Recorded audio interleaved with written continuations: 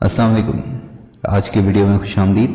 और आज की वीडियो उसी वीडियो सीरीज़ की कड़ी का एक हिस्सा है कि जिसमें हम अंबिया अलैहिस्सलाम की ज़िंदगी के वो कुछ वाक़यात आपसे शेयर कर रहे हैं कि जिसमें हमारे लिए बहुत बड़े सबक मौजूद हैं। ऐसा ही किस्सा हज़रत मूसा अलैहिस्सलाम की ज़िंदगी का है कि जहाँ पर हज़रत मूसा अल्लाह ताला से हम कलाम हुए और उन्होंने कहा, ए परवरदिगार, मैं तेरी मसलहतों को समझना चाहता हूँ। अल्लाह ताला ने कहा, ए मूसा, तुम मेरी मसलहतें वो नहीं समझ पाओगे। हज़रत मूसा ने इसरार किया। अल्लाह ताला ने कहा कि ए मूसा, तुम फलां दरख्त के पीछे जाके छुप जाना और वहाँ पर जो कुछ भी देखो उसमें मुदाखलत ना करना।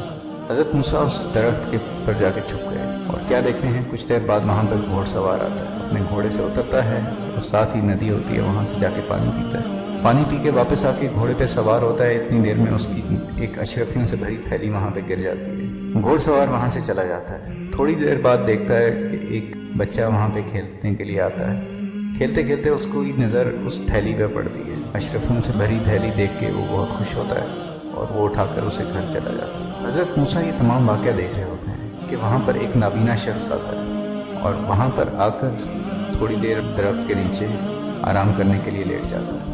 इतनी देर में वो घोड़सवार वापस आता है और वापस आकर वहाँ पर देखने शुरू हो जाता है जहाँ पर उसकी थैली गिरी थी, लेकिन उसे वो थैली नहीं मिलती, मगर वो नाबीना शख्स मिलता है। उस नाबीना शख्स को कहता है कि तुमने यहाँ पर मेरी कोई थैली तो नहीं देखी अशरफियों से भरी। नाबीना शख्स उस घोड़सवार को कहता है कि मैंने तुम्हारी अशरफियों की थैली नहीं देखी। वो शख्स उसकी बात का यकीन नहीं करता और इस दौरान दोनों में हाथापाई शुरू हो जाती है और वो घोड़सवार उस शख्स का कत्ल कर देता है। ये तमाम माजरा हज़रत मूसा देख रहे होते हैं। जब वो घोड़सवार वहाँ से चला जाता है तो हज़रत मूसा अल्लाह ताला की बारगाह में हाज़िर होते हैं। वहाँ पर जाके कहते हैं, अल्लाह ताला, ये कैसी मसले है, किसका माल कहाँ चला गया और किस तरह से उसने नाबीना शख्स को, जिसने उसका माल नहीं चुराया था, उसको कत्ल कर दिया।